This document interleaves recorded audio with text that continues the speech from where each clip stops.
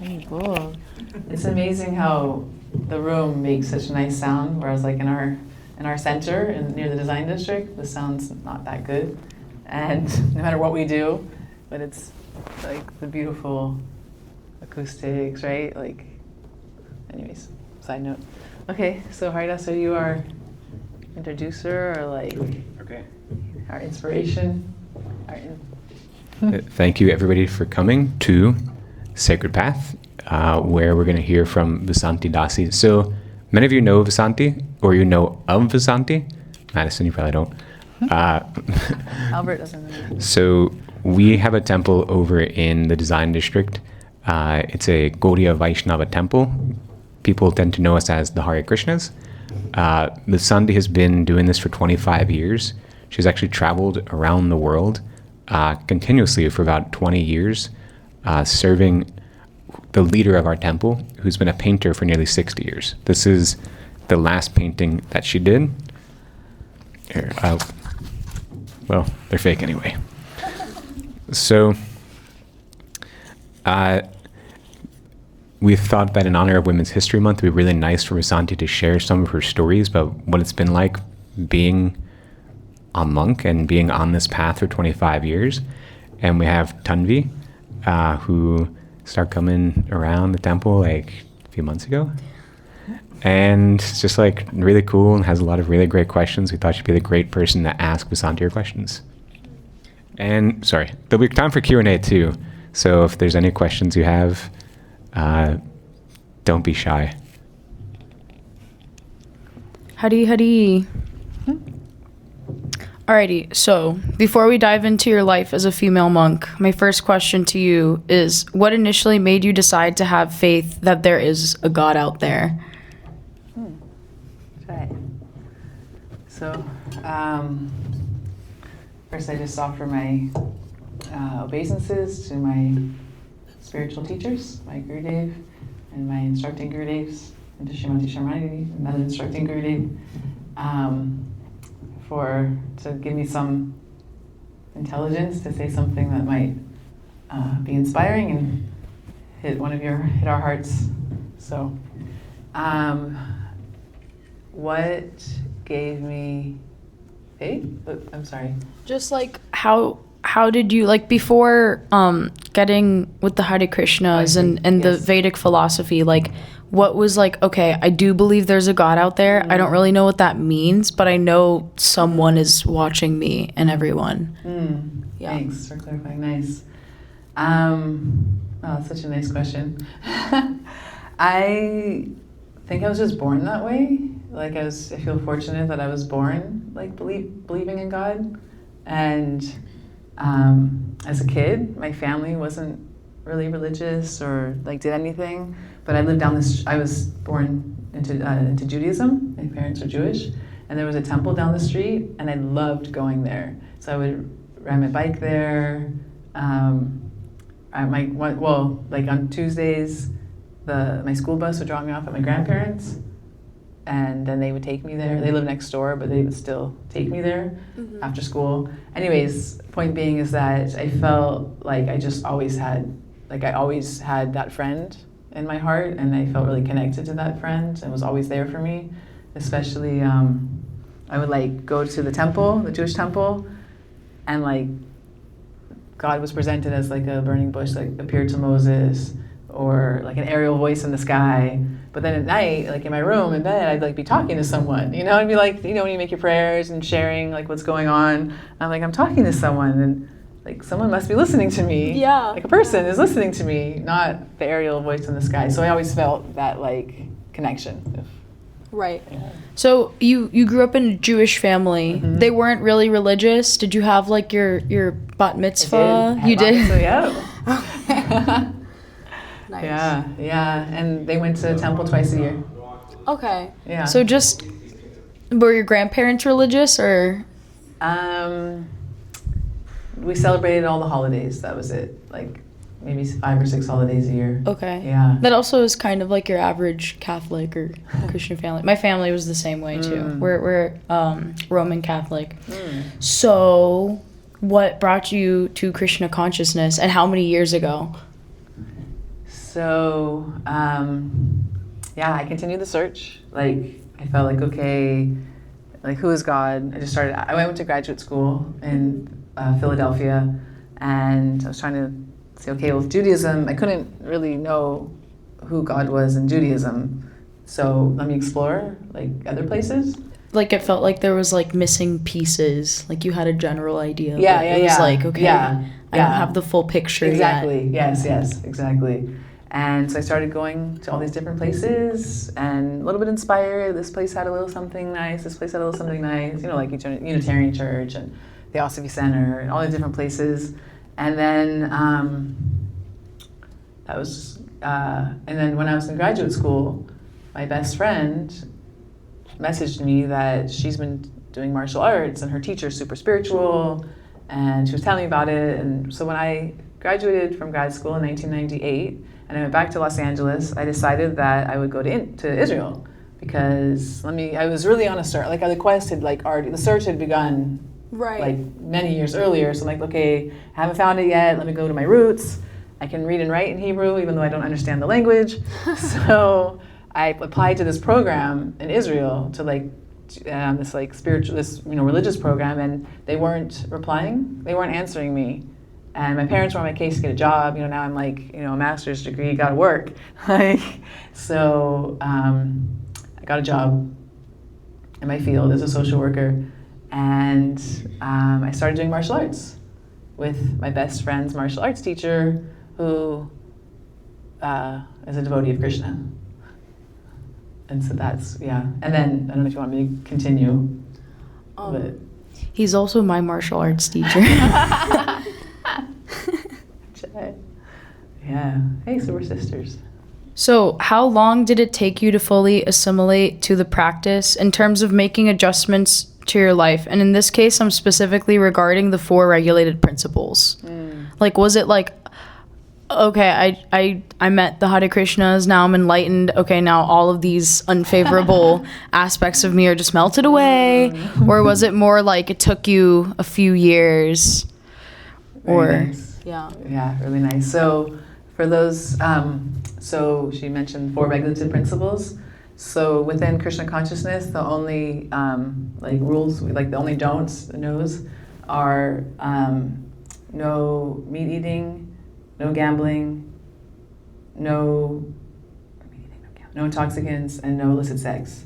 And so with meat eating, it's because we want to develop we want to develop beautiful qualities, right? So with meat eating, the way we want to develop compassion, because the way they kill the animals, it's extremely, what's the word?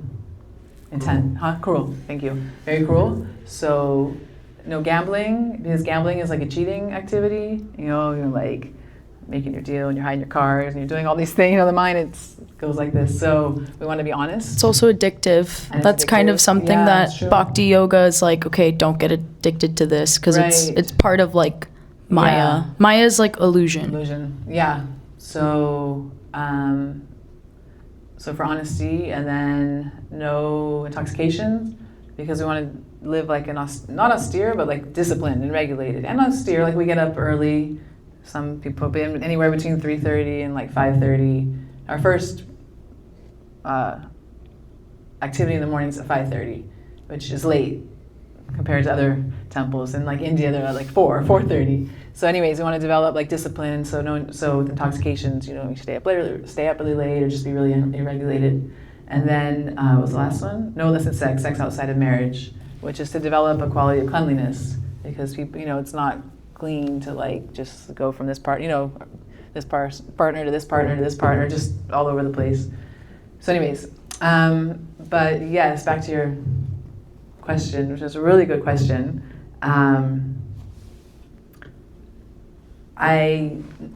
Krishna consciousness, and what I think was really, I feel really fortunate, is that I find it's a process more than a religion. We believe in God, so it's religion, but it's actually a science, and it's a science that that I found really works.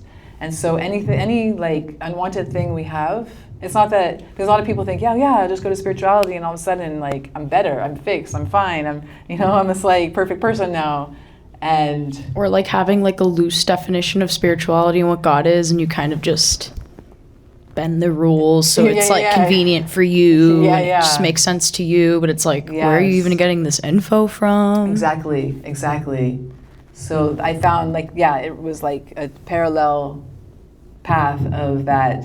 I found the philosophy and the like scripture and everything perfect, like every answer, everything. It's the original Sanskrit. It's the like first religion, the first Sanskrit's the oldest language. And at the same time, like when I learned about karma, I was just like, okay, I'm not perfect and I'm not gonna be yet. Like I have to do all these things. Like, we're learning an instrument. Like you played guitar probably your whole life and now you're so good at it. And you played flute your whole, like, takes years and you just didn't pick it up and was just like jamming out, So with spiritual life, it's a practice.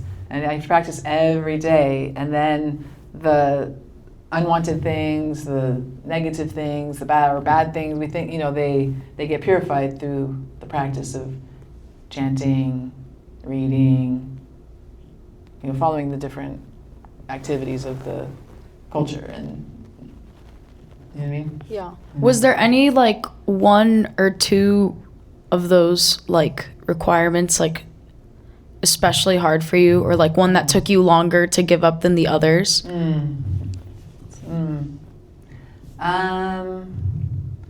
Well, I think when I firmly was like decided, like, this is working. Like I got a Bhagavad Gita, and which we have, I hope, here. Nice. I would just like open it randomly, like an oracle. Just okay, what do I need to know today? And then I would open it, and it always answered my question. And I said, I'm gonna follow this book until it stops answering my questions. That was 98, and it like never stopped answering. So I think, I was like, I just gradually, like when I met a devotee of Krishna, and he told me about vegetarianism, so I just like gradually weaned off. I was already starting to wean off meat. I was just having like fish or something when I met him, fish and eggs. So it was just kind of easy to like, when I understood, when I would think, like really think about it. But intoxication was one, like I had to really like, okay. And I think I hadn't had a partner in a while, so it wasn't that, but there were definitely like things were like, okay. But it was more natural for me, actually. It kind of was like a natural integration. That's so fortunate. Okay, that's great. Actually, this is a random question in terms of the diet. This is kind of also part of it. So it's like no garlic and no onions. Was that also kind of like it was kind of like easy, like, oh, I can just wean off of this? Because like for me, I grew up eating meat and all of these things. My parents were like, protein, Hispanic people, protein, eat the animal. If you don't, it's something bad's gonna happen to your body. So like with garlic and onions, especially if you're just transitioning to vegetarianism or veganism, whatever sort of like plant-based diet it is, do you have like, was that hard for you, garlic and onions? Because that one still blows my mind. I'm like, whoa, like I may not be advanced in this entire lifetime to do that. That's probably going to be my next life. Well, no, you'll be surprised how the mercy comes. And because once we develop a higher taste, we can give up the lower taste. So like as we practice, and before, like if you're climbing a ladder, until your top foot is secure and steady, you won't bring your other foot. So similarly with like these regulations, it's like that. I think like, oh, it makes Krishna happy. Okay. Right. But I was also very fortunate that I didn't like garlic or onions. I found them totally nasty, disgusting, and stinky. So it wasn't hard for me. Okay. Like even great. Now though, we have like there's this herb spice called asafoetida, and I don't even really like that because it's like the replacement for onions. So it's like an onion replacement. That's. Well, I never even heard of it before. Well, we got our cook. She can teach you all these things. Sharda is our cook. She's a Vedic cuisine. Yeah. Yeah. Awesome. That's great. So, my next question. So, like you said, you practice martial arts, and you said your best friend. Am I allowed to say her name? Sure. Okay, Yeah, so yeah. your best friend Krishna Mai was like, "Oh, I'm practicing martial arts with this really cool spiritual dude," you know. So it's like when people think of like Eastern practices like Buddhism, Hinduism, Bhakti yoga, Jainism, you know, all from that like region, it's like no violence, you know, no. So how does like your practice differ than what like your average American Taekwondo gym has to offer? Nice. Well, I think because she understands a little bit who our martial arts teacher is, she was able to guide that question so nicely. That actually the martial arts that we practice is with the goal of attaining self-realization and love of God.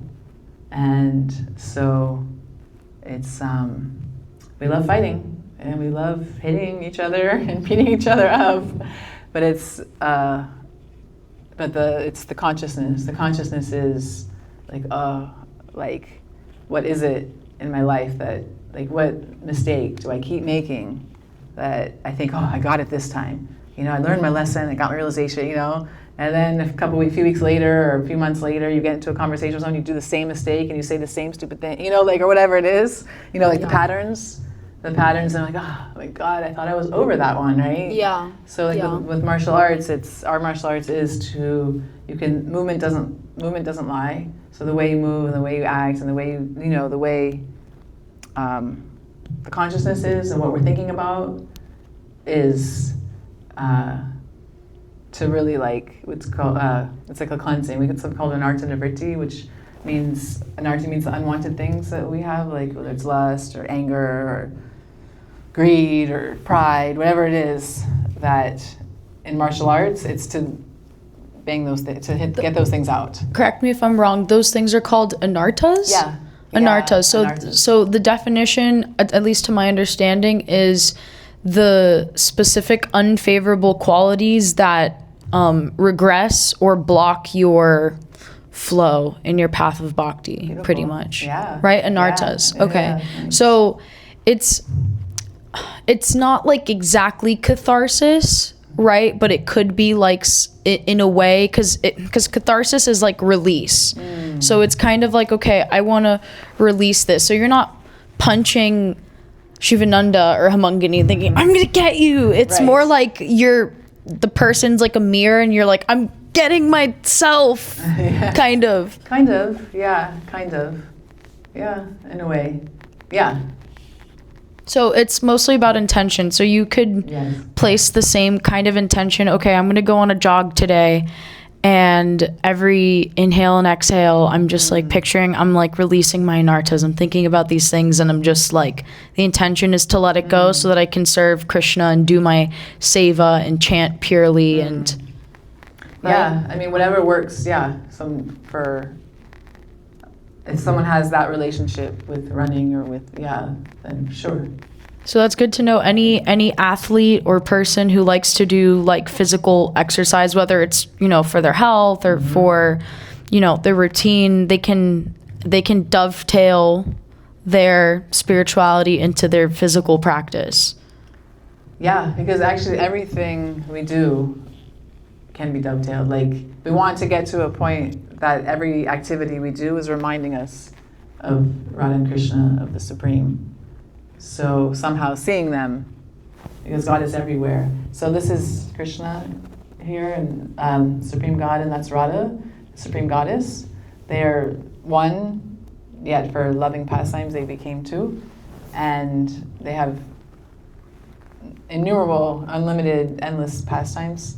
And so being in this material world, that's our goal. Like, whatever we're doing, to somehow be able to remember them. So is the purpose of Krishna's pastimes and his devotees and his other expansions, is that like so that we as like humans with materially contaminated minds, like we can just kind of better grasp and relate to the whole concept of like God and the spiritual abode? Because, you know, God is so, he's literally the definition of Maha. You know, he's great. He's grand, and he's everything. And so it's like there's these like stories. You know, it's not like what you see in TV. Although like some things remind you like, oh, that kind of reminds me of like this thing that happened to me one time. But I think Prabhupada said something like their stories are different from like what we experience. So you're not supposed to think, oh, I can relate to that, because you actually can't. It's more like, I don't know. What do you think about like pastimes, and like, is it supposed to just help our understanding, help us be more like relatable to God? That's so sweet when you say that you were actually clarifying the differentiation between us material people, like conditioned souls with many faults. So if we, and this is God, and this is the supreme God is, there's no lust between them at all. Like, even though they have loving pastimes, it's not lust. But we can't understand that. We can never understand that until we get there, actually. So if we think like, oh, we hear a story, Radha and Krishna were in the forest, and they were holding hands, or they were sitting on a bed, we think, oh yeah, I had a boyfriend once. I used to hold his hand. Like, I can relate. Right. But really, it's a whole different thing. Like, this is pure love. Like, this is purity, and where my holding hand is lust. Right. Even when she gets jealous, like your average Joe might be like, oh, I get jealous when my boyfriend talks to other girls, but it's literally not the same kind of envy that she feels. Yes, it's not like material envy. Right. So there's no way to understand this purity of any of that there. So these all exist in the spiritual world, this love, this spiritual envy, and it all exists in its pure form in the spiritual world. But yeah, as you're saying, it's also existing here in this material world, but it's called what's called a perverted reflection. That I love you, like, who here has an ex-girlfriend or ex-boyfriend? So you don't love them anymore? I try to love everybody. But you had an ex. Yes. But now you don't love them the same way you loved them then. Right. So what happened? Like, why? Like, we love a person for like a year or 2 years, but they do something that we don't like, so then we don't love them anymore. You know what I'm saying? Like, it's not conditional love. That doesn't exist in the spiritual abode. World. Yeah. Right. Yeah. So our job is to remember, like, these pastimes. Oh, Radha gets jealous. I get jealous too. Like, you have to understand that you don't understand. Right. And that's kind of like step one. And it's inconceivable. And at the same time, it's our goal. So we want to understand. Like, the goal, like, so we live our life, like, of course, hearing and studying and, with coming in with, like you're saying, with the mindset of like, I'll never be, this is so inconceivable, I can't understand, but yet for our own purification and for our own like cleansing of lust and anger and greed, then we hear about the pureness to purify ourselves as well. Right. Actually, I just thought about this. So the other day I was hanging out at the temple. I forgot what. I come at like the most random time. So I was just there at my random time.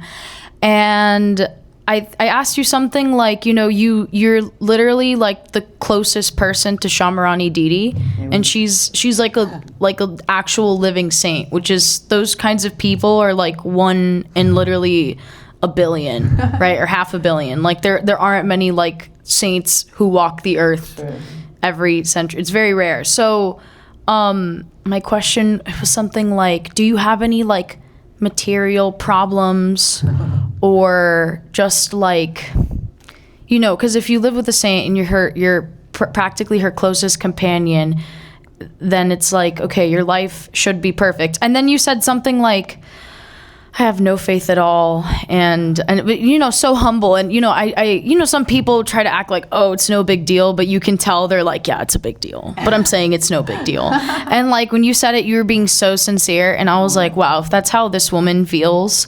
I'm so not doing good. Oh my God. gosh.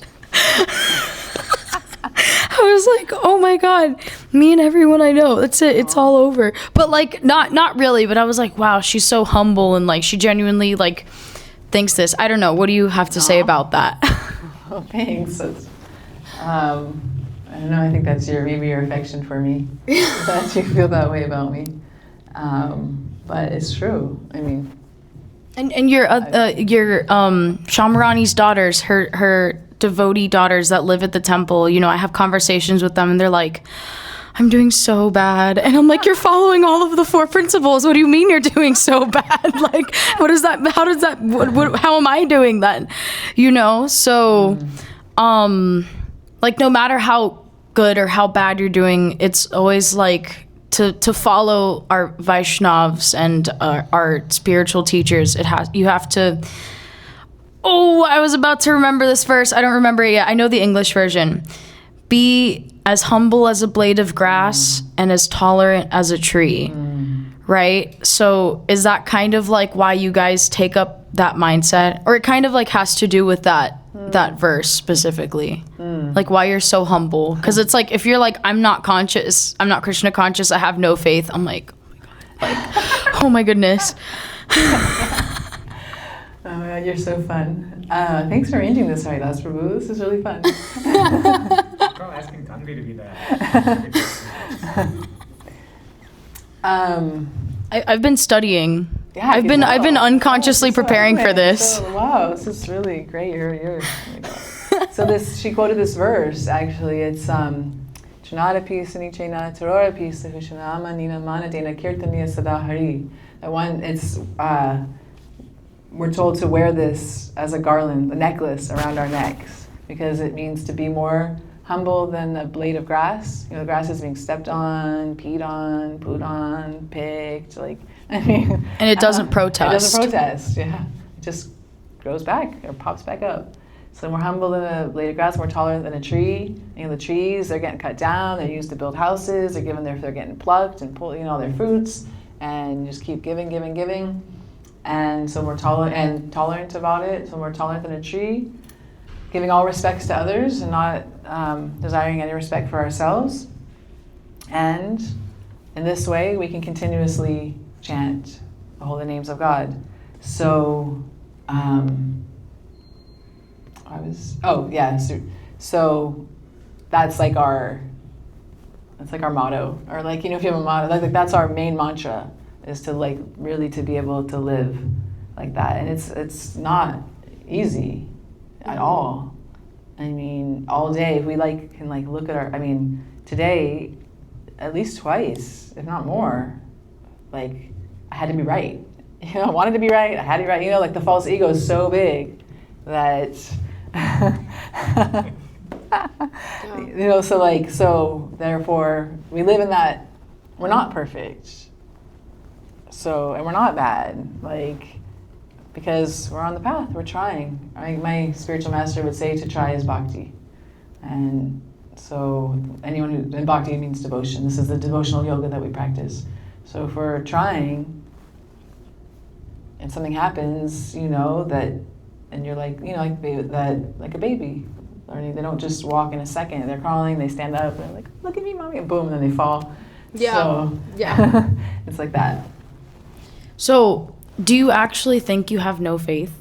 Or logically, because you must know, you're like, okay, I'm doing some things right. At least I check these boxes. So is it like an intellectual thing? You're like, okay, intellectually, logically, because I'm here in this position, that means I'm doing something right. But in your heart, is it like, okay, I'm doing the right things, but okay, I still don't feel like I have any faith? Well, I think I have faith that this process works.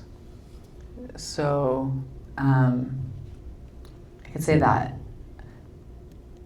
I don't have, if I had a lot more faith, I would be doing a lot more things. I waste a lot of time. I don't know. There's things in my day that I would definitely take out. And but I don't have that faith. Or there's certain ways that I think.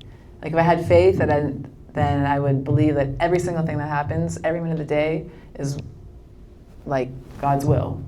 But sometimes if something happens, I'm like, oh, why did that happen? Why? And we're questioning, that.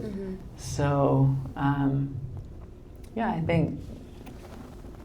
But yeah, like what you're saying, I do have faith that this process works, and it's changed my life.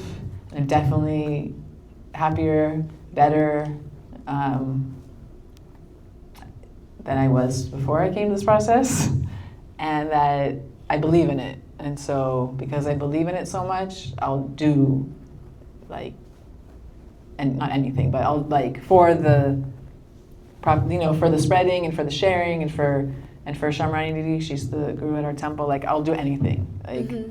I'll fly to Asia and back in one day to pick up something, or I'll do crazy adventure, which is actually really fun. All my adventures have been really fun, but I'll do but not all fun. It's not all fun, but yeah, I guess that's. I don't know if that answers the question. Wow, you're so amazing. I'm just in awe. Oh my goodness. You're so kind. So what year did you meet Shamrani Didi? I'm sorry if you already answered this. I just... Oh, no, it's okay. 2000. You're 2000. Year 2000. Guru Dave was still around. She was still by his side, right? He was still... So you met Shamrani Didi and you got your Diksha and Shiksha initiation from him. So Diksha is the first one that you get, and then Shiksha is the second one. Yeah, I took initiation from my guru, my spiritual teacher, in the year 2000. Both at the same time, different times? How did that work? Diksha, 2001. Yeah, 2001. 2001. So you had your Diksha ceremony, right? Your Diksha initiation, 2001. and then... But did they happen the same day, or it was separate from each other? When you got initiated?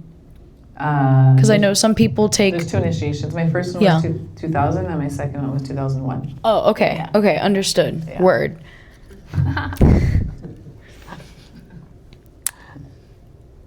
So, what year did you become Shamrani Didi's companion? 2002. 2002. Yeah. And were you guys traveling a lot? What were you guys doing, at the beginning, when you first met her and she was taking you on all these adventures? Yeah, so she was traveling with my guru, my spiritual master. He would travel the world, and he was I don't know, what do you say, the Pope to Christianity, or whatever, however you compare. He was the leader of the Hare Krishna movement in the world.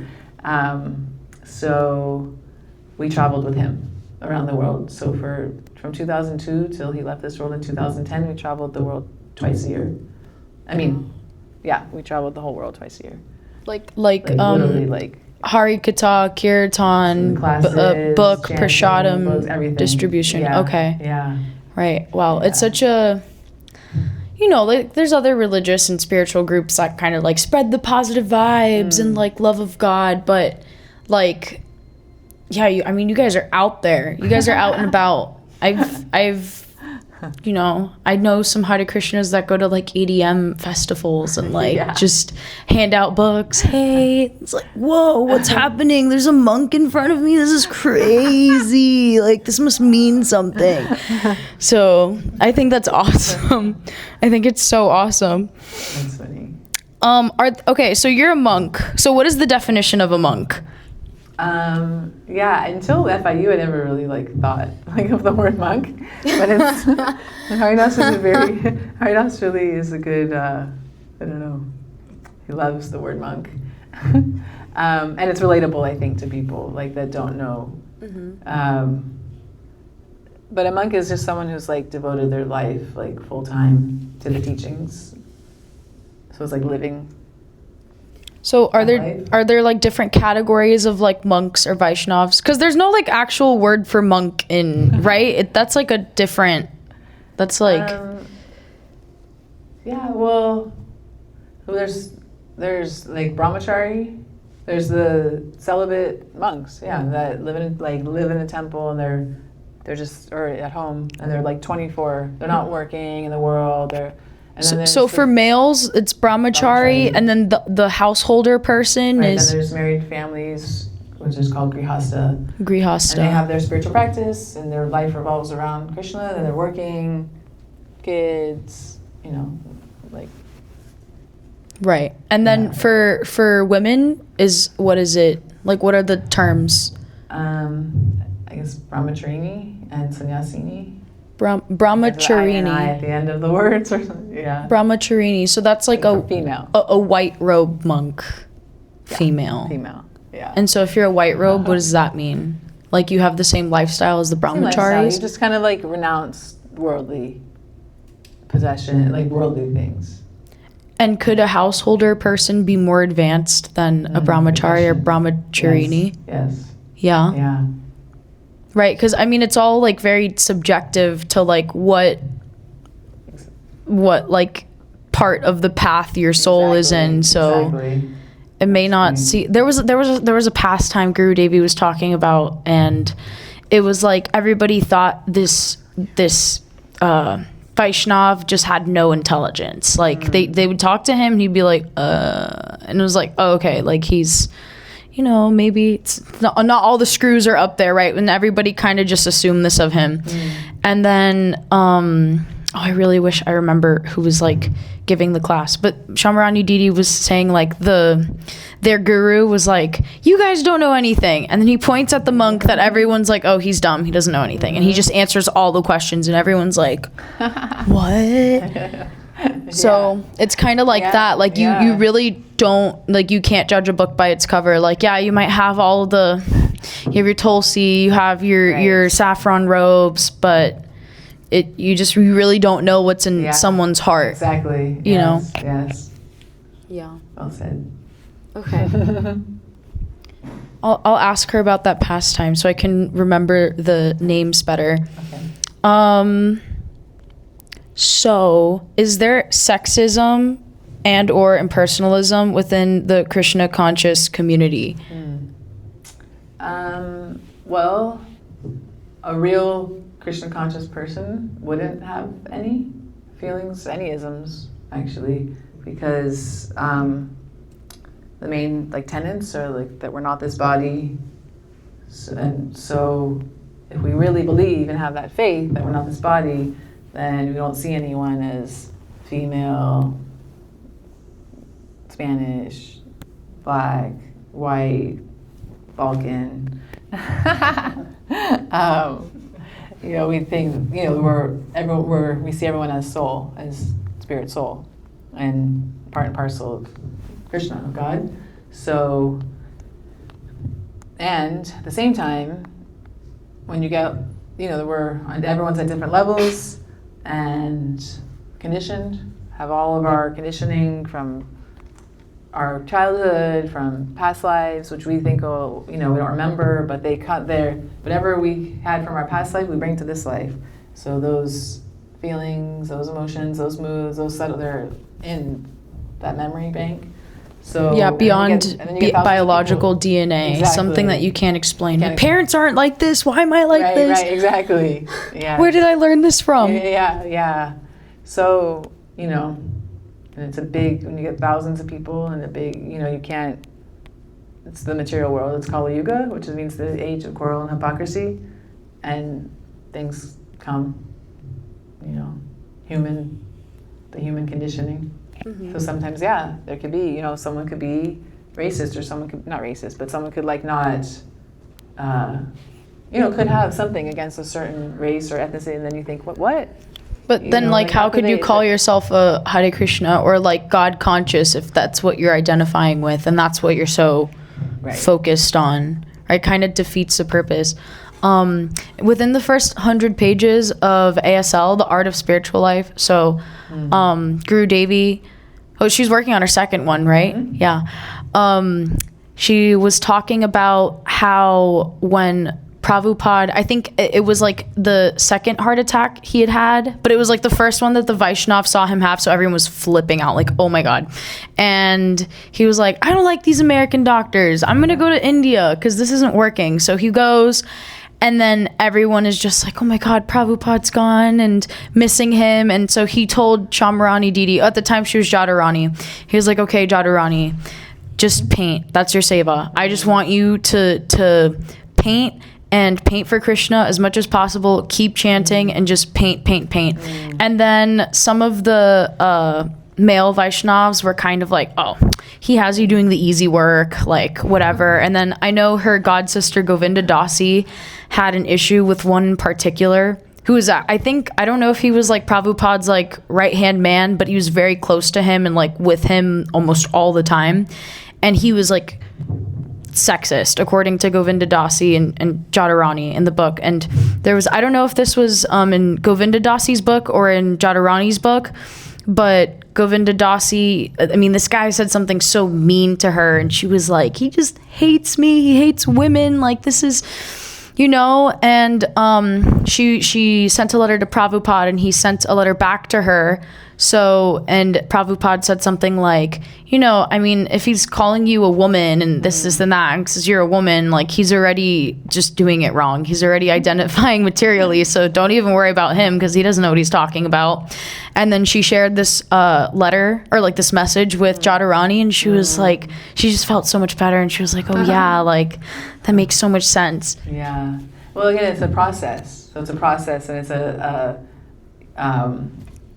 you know, it's the process of self-realization. So who am I? Where do I come from? You know, not knowing. So you have all these things that you were thought or that came with you from previous lives or that you hear your parents saying, and then you're 19, 20, and you meet, you know, this movement came to America in 1965, but it's eternal. It's like, so comes from someone from the spiritual world who's become, the master came from the spiritual world, comes to the material world, you know, comes to India, the land of Krishna, and then comes to America in 1965. That's how when the movement started, and with a bunch of hippie teenagers who are like protesting against the war in Vietnam, you know, free love, LSD, like all these things, and then they meet a saint. No one, like, who's heard of a saint? Who's heard of a guru? Who's heard of Krishna?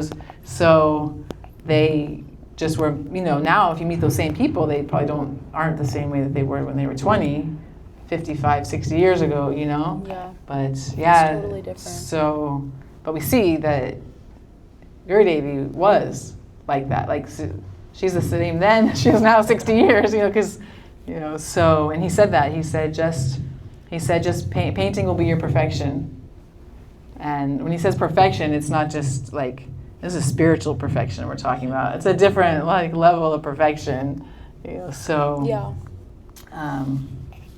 yeah. So we have some posters here for y'all. Nice.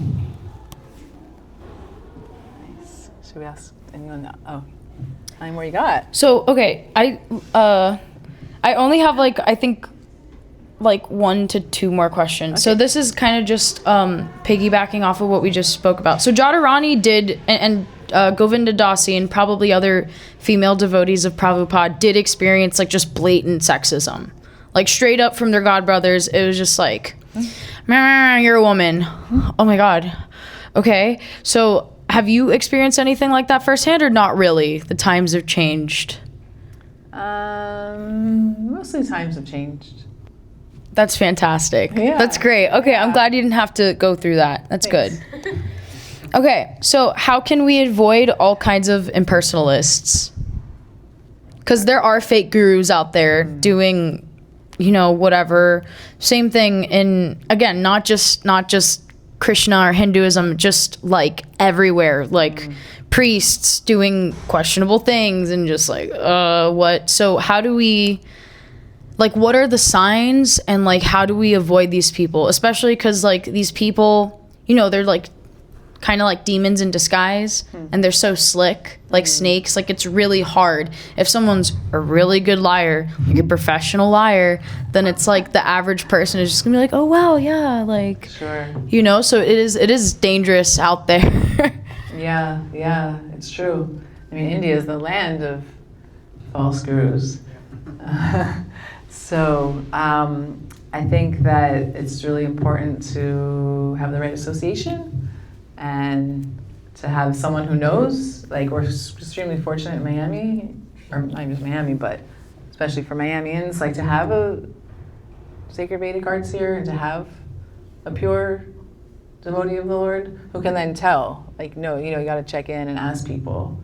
And I think observing someone's character, observing their practice, like, I know we can't live with, but to talk to people who do live with that person, to know. I mean, of course, if they're following that person, they're not going to think they're fake, but I mean, really, actually, at the end of the day, it doesn't come down to anything we're doing. It comes down to Sukriti, which is past impressions from a previous birth. So, like, Mandarin? There. What was your name again? Madison. Sorry, I don't know why I called you Mandarin. Like, how did Madison end up in here? And there's, like, thousands and thousands of students here. Like, she was in the right place, you're thinking the right place at the right time, but it's her Sukritis, things that you've done in a previous birth that have led you to sit there at that time, to hear these divine instruments from India that are actually, even the instruments themselves are personalities. This is a very uncommon experience. It's very not common. What's uncommon? That you ended up here. The fact that you're here and, like, with these people, I mean, it's just like... Yeah, not everybody has the Sukriti. It's like a spiritual brownie points, kind of. Like, So you do there's something 1, 2, good, 3, either... 4, 5. I mean, they're 2 of you. This is your first time. The 2 of you, that's your first time meeting us and coming to this. And we're not saying this out of, like, ourselves, but just, like, the experience of Krishna consciousness. It's because something you've done in something good you've done in this life or a previous life. It's not just, like, random. So similarly, getting a pure guru, not getting cheated, not finding a fake guru, really depends on our Sukriti, these pious, like our spiritual bank account. Like, when you build up, like, all your bank account of, like you were saying, brownie points in the spiritual bank account, Yeah. then you come to the real Either thing. knowingly or Then you come to the real thing. unknowingly. Right. It kind of just happens. Like, you're not always, like, conscious of it, that you're getting these points. And those points bring you to the real deal. At a certain point, you're Yes. just like, when your bank account's like, you got jackpot, Cha-ching. cha-ching, You get a guru. and you get the real. And he or she isn't a fraud. They're legit. What was I gonna say? I said, what are the signs of a fake guru? But today I was reading Harmony from Guru Dev, and so that's the pink book over there. If you want to go check it out, it's a really great book. It's like a what not to do to hurt your bhakti kind of guide. So I really like that book.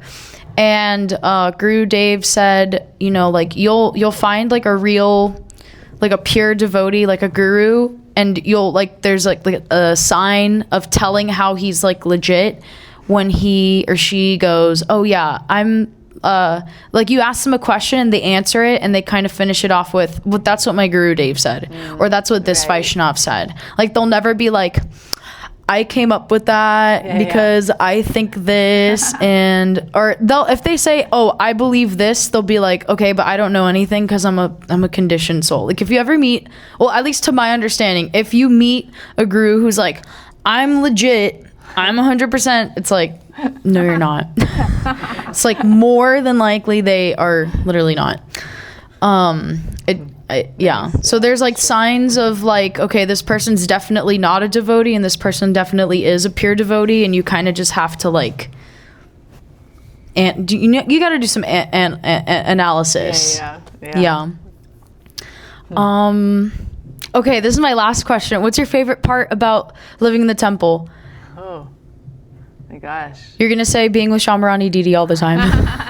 Well, no, because I was with that. I mean, of course, that's an obvious, but I had that before the temple. I think it's seeing all the people in the community, like just from all walks of life, all different kinds of people come in, just have a spiritual experience, just.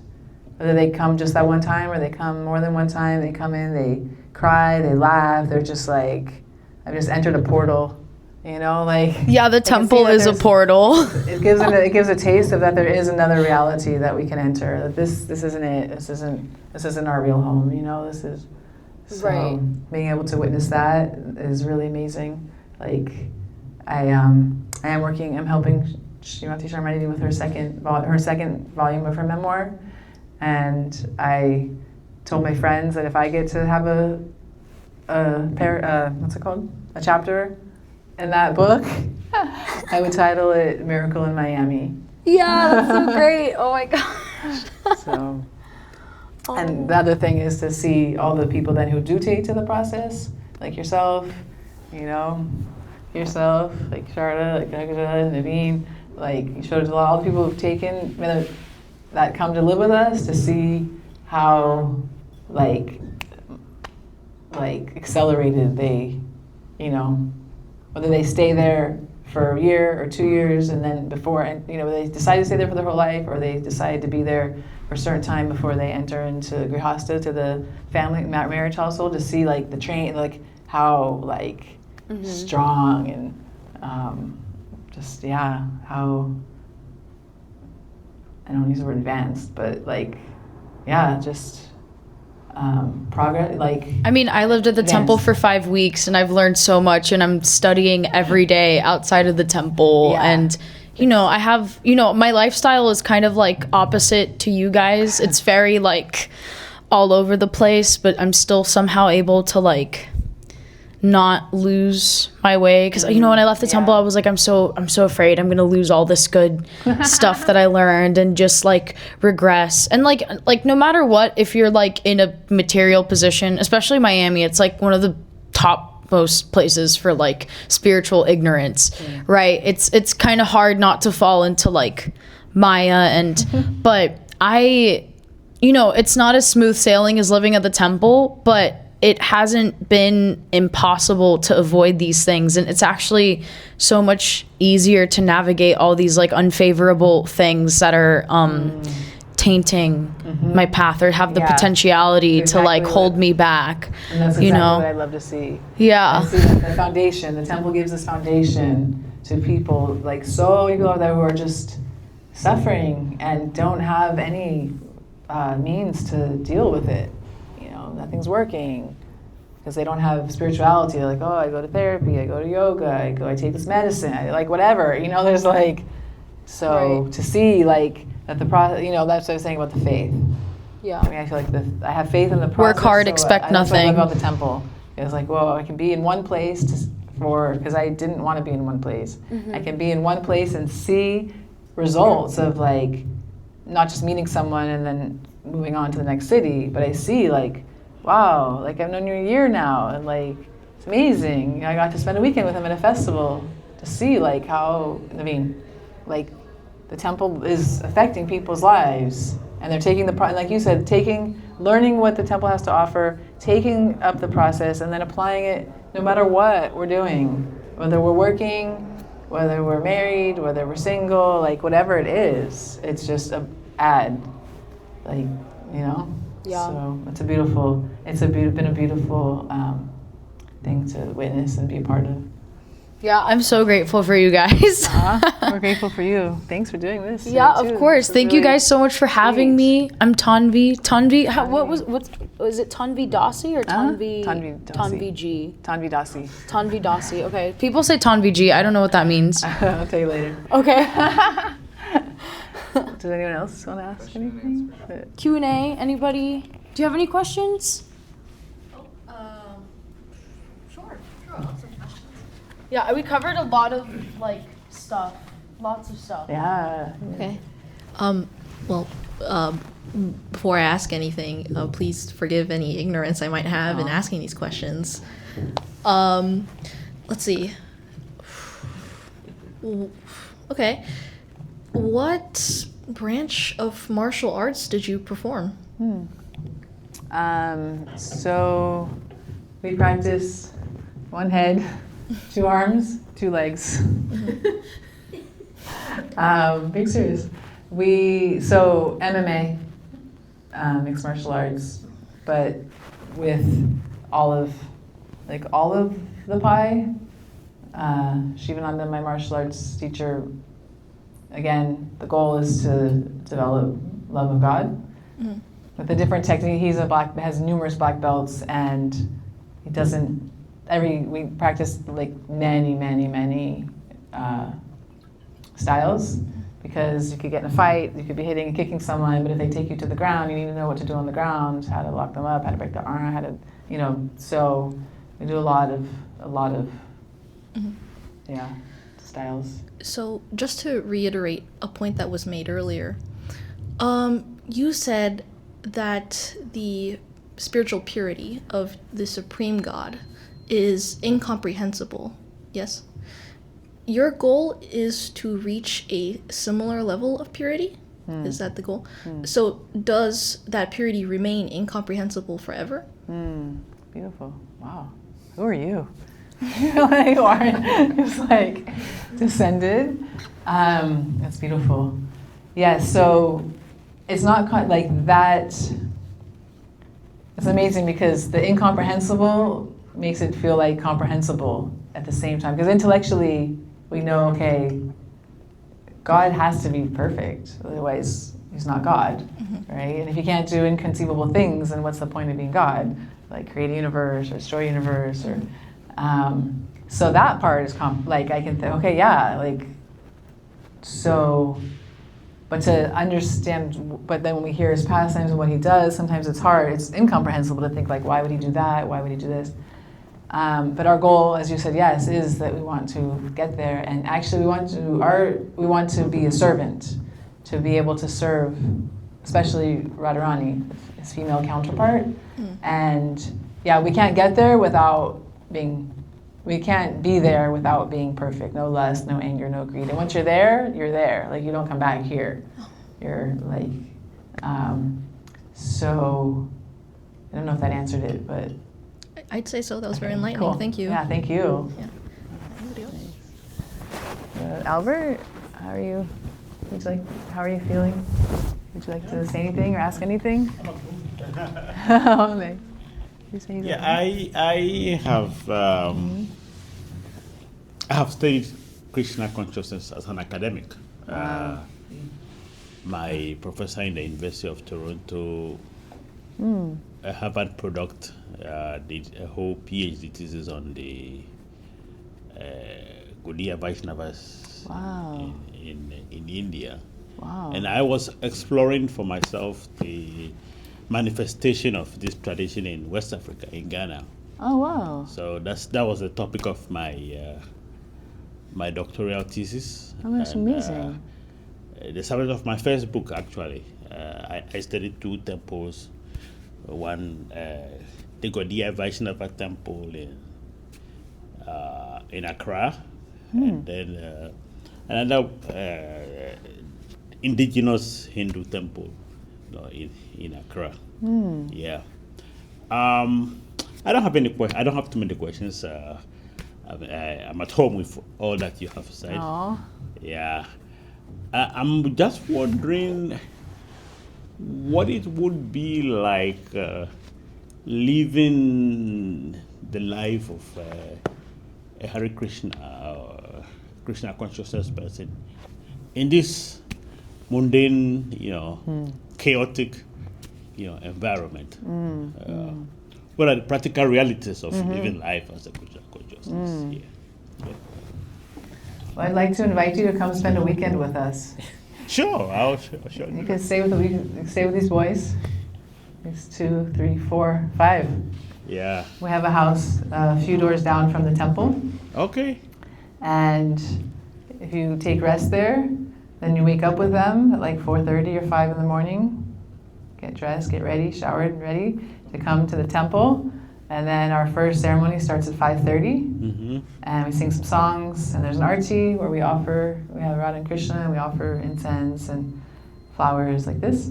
And then we chant on our mala. Like, see, they have a white bag. Yeah. That's their. We chant for some time, and then we have sing some more songs. And then we have a class, and then we have breakfast, and then different people have different services that they do. And then we have lunch, and then we have some rest, and then we have some more services that we do, and then we have an evening arti, and class, some days, not every day. And then we take rest. And then we wake up the next day and we do it again. Okay. Sometimes we go places like, Okay, you yeah. know, like Yeah. to sing, to give out books, like.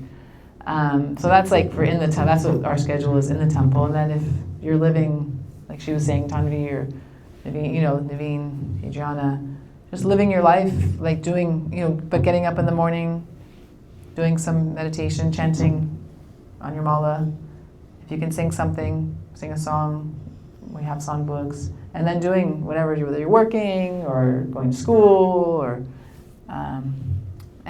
But just following, limiting, trying to limit the sense enjoyment, really. Just like doing what we have to do in the world, and not that we don't have loving relationships and friendships, but that we're not going out to like restaurants and bars and partying, like that it's like a more, it's a disciplined life. Yeah. But doing our duty in the world. Okay, thank you. Yeah, thank you. I really would love to read something you wrote. Our dear, actually, monk, like sannyasi, who's the stage of life, like the priest, has done so much in Ghana. His name is Bhakti Sant Maharaj. I don't know, his name before was Madhava. I don't know what his name before that was, but he, I saw him he's in India right now, but when he comes to America, I'm hoping he'll come here. And then, as he told you also, Bhaktivedanta Ashram Raj, who has a temple in Nigeria, is that where it is? Benin, yeah. He's doing so much. He's like, he's doing a lot. He's seen the videos. Oh, okay. But Sant Maharaj was in Ghana for years. I didn't know that. Yeah. I'll introduce you. Yeah. Yes, because I'm going in July. Naveen or Anurag or Adriana, anyone else want to say anything, ask anything? Do you have a nighttime ritual? Like something you do bhakti-wise? In the Before sleep? Like me personally? Yeah. Oh, that's nice. I usually leave a couple of my rounds of japa. So we chant a certain amount of rounds on our beads. There's 108 beads. I usually save a couple for before bed so I can, my guru would say that we should check our pulse every day. And see how did I do today in my spiritual life? Did my bank account increase or did it decrease? Did I do service? What did I do? So I try to kind of reflect and then finish the day with just chanting the Maha Mantra. So kind of washes away anything that, I'm not going to bed thinking about oh, I should have said this, or I didn't do this, or I forgot to do that, or, so. Thank you, that was nice. Maybe take the books that are over there on the desk. Yes, thank you, yeah. So we've got these beautiful books, beautiful art, and yeah, anything you're attracted to, please take. If you'd like to give a donation, that's great, but not required. We have Are there any special deals today? Yeah, we have a very, very Really? special deal. Because we're at FIU, you can take any amount of books and any art for any donation. Whoa! Hi. Should we do a kirtan? Kirtan? Okay. Thank you, everybody. Hare Krishna.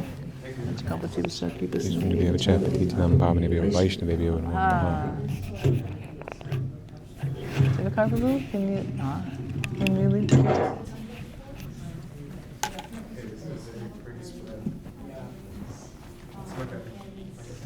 Where's all the instruments? Oh. Where was this? Here? Yeah.